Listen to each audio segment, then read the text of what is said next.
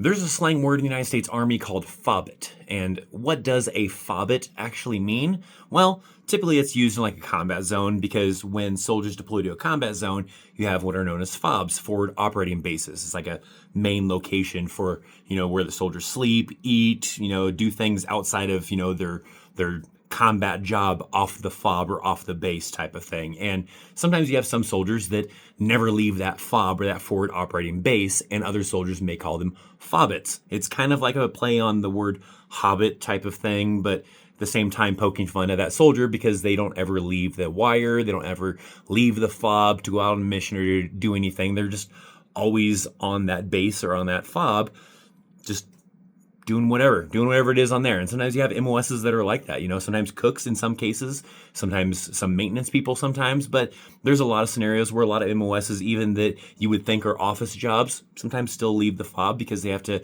go to another location to do another mission and takes them outside of the wire. So it really kind of depends on who could fall into that category of being called a FOBBIT, but nonetheless, a FOBBIT would be somebody who stays on that FOB, that forward operating base, and never leaves outside of that FOB out into the dangerous area of outside the wire to go out on a mission.